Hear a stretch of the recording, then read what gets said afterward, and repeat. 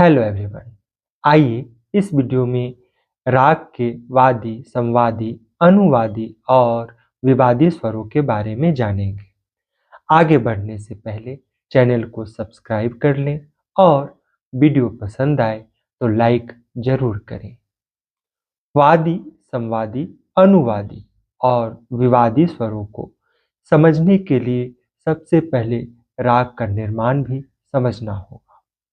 जिस तरह एक राज्य का निर्माण जनता से होता है, ठीक उसी तरह राग का निर्माण स्वरों से होता है। जिस तरह देश को चलाने के लिए एक राजा और एक मंत्री के साथ प्रजा का होना जरूरी है और राजा और मंत्री प्रजा की जरूरतों को पूरा करते हैं, ठीक उसी प्रकार राग में भी दो प्रमुख स्वर होते हैं जो राग की जरूरतों को पूरा करते हुए संभालते और संवारने का काम करते हैं।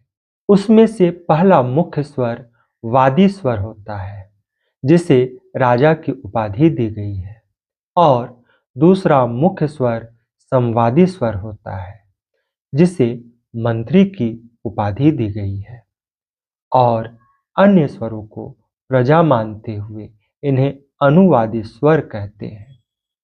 राग में इन चार प्रकार के स्वरों में सबसे ज्यादा वादी स्वर का प्रयोग किया जाता है। उसके बाद संवादी स्वर का प्रयोग होता है। वादी और संवादी में 4 या 5 स्वरों का अंतर होता है। राग में वादी और संवादी स्वरों को छोड़कर अन्य स्वरों को अनुवादी स्वर कहते हैं, जिसे राग का सहायक स्वर या प्रजा भी कहा जा सकता है। अब यह भी जान लेते हैं कि विवादी स्वर किसे कहते हैं। विवादी स्वर को इस तरह समझें कि देश में कोई अतिथि कुछ समय के लिए आ गया है और देश का शोभा बढ़ा दिया है। ठीक उसी प्रकार विवादी स्वर है, जो राग का अपना स्वर नहीं होता, लेकिन जब यह राग के अंदर प्रयोग होता है तब राग का सौंदर्य बढ़ जाता है। चूंकि यह राग का अपना स्वर नहीं होता है, इसलिए कुछ लोग इस पर विवाद भी कर बैठते हैं, इसलिए इसे विवादी स्वर कहते हैं।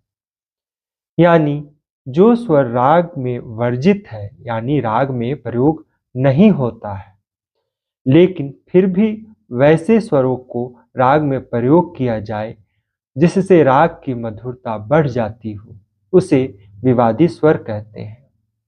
उम्मीद करते हैं कि राग में वादी, संवादी, अनुवादी और विवादी स्वरों को आप अच्छी तरह समझ गए होंगे।